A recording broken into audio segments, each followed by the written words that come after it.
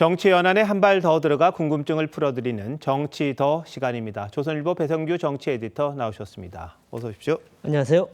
자, 오늘 다룰 주제 뭡니까? 네, 빛바랜 실용 인사입니다. 아, 빛바랜 실용 인사요? 네. 이번 내각 인사에 대해서는 뭐 코드 인사, 보훈 인사 이런 비판이 좀 있습니다. 네. 취임 초에 좀 실용 기조가 있었던 건데 바뀐 겁니까? 네, 이 대통령은 취임 때 이념이 아닌 실용주의 인사와 정책을 강조했습니다. 진영이나 출신을 가리지 않고 적재적소에 인재를 발탁하겠다고 했습니다. 실제로 임기 초에는 이념 색채가 강한 강성 인사들은 피하고 기업인이나 중도 인사들을 많이 발탁했습니다. 그런데 이 강선우, 이진숙 장관 후보자 낙마 이후에 친여, 진보 성향 인사들이 줄줄이 기용되고 있는 겁니다. 이 대통령실은 큰 틀의 실용 기조는 변함이 없다고 얘기는 하는데요. 네. 하지만 인사의 방점이 탕평 실용에서 내평과 코드 강화로 옮겨가는 모양새입니다. 네, 근데 이번엔 참여연대, 민변, 정교조, 뭐 네. 친여 단체라고 봐야겠죠. 네. 이런 사람들이 많은데 뭐 이유가 있습니까? 네, 일단 보면은 교육부 장관 후보자인 최교진 세종시 교육감은 정교조 출신입니다.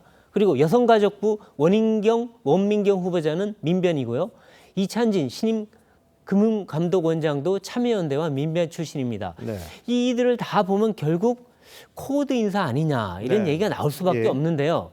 이 최근 법여권에서 대통령실에 이 각종 민원, 인사청탁 이런 것들이 쏟아지고 있다고 합니다. 네. 어떻게 보면 친여, 진보 진영에서 본격적인 대선 청구서를 내미는 거 아니냐 이렇게 보일 수 있는데요.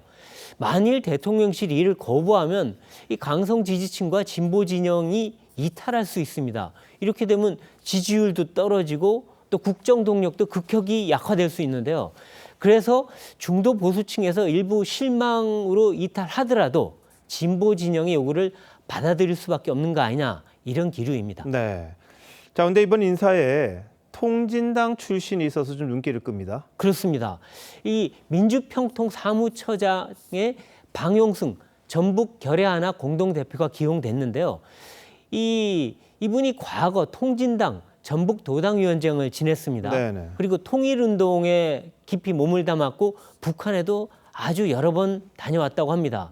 그래서 일각에서는 약간 친북 인사 아니냐 얘기도 있고 네. 또 대북 유화 정책을 위한 밑자락 깔기 아니냐 그런 얘기도 나오는데 네. 근데 다만 2012년에 통진당에서 탈당했습니다.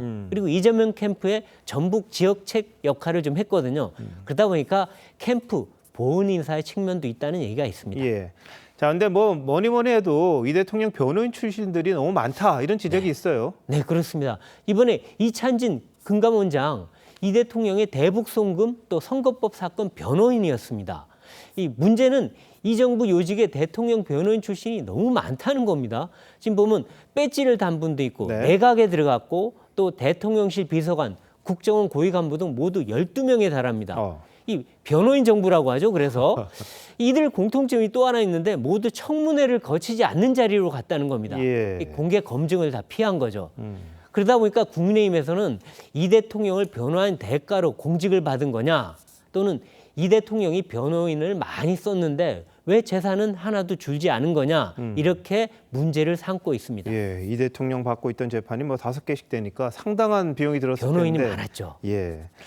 자, 근데 내일 이재명 대통령이 국민 임명식 이런 형식으로 사실상의 취임식을 합니다. 근데 이게 또 반쪽이라면서요. 그렇습니다.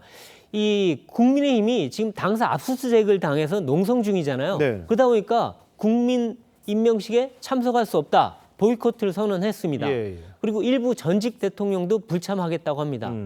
오늘 국회 전야제도 결국 반쪽으로 치러졌는데요. 그렇군요. 근데 이 진보 진영이라는 민주노총도 노동자 대회 등을 이유로 참석하지 않습니다. 이것도 꼭 그 노동자 대회만은 아닌 것 같고 뭔가 그렇겠죠. 불만이 있어 보이는데요. 예. 그러니까 그러다 보니까 실용과 협치 이거를 국정 기조로 내세운 게 2달 만에 색이 바래는 거 아니냐 이런 얘기가 나옵니다. 네.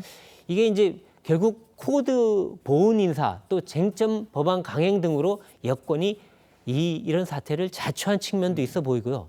또 정청래 민주당 대표가 야당과 만나지 않겠다고 했는데 이걸 스스로 협치를 걷어찬 거 아니냐 이런 얘기도 있습니다. 네. 결국에는 이 대통령이 이 초심으로 돌아가서 통합적 국정 운영을 위한 방안을 시급히 강구해야 할 때다 이런 지적이 나옵니다. 예. 뭐 대통령 자리가 특정 진영의 그건 아니지 않습니까? 아닙니다. 네, 네. 협치라는 게 참 중요한 것 같은데 아직 좀 갈 길이 멀어 보이네요. 네. 베디터 잘 들었습니다. 네.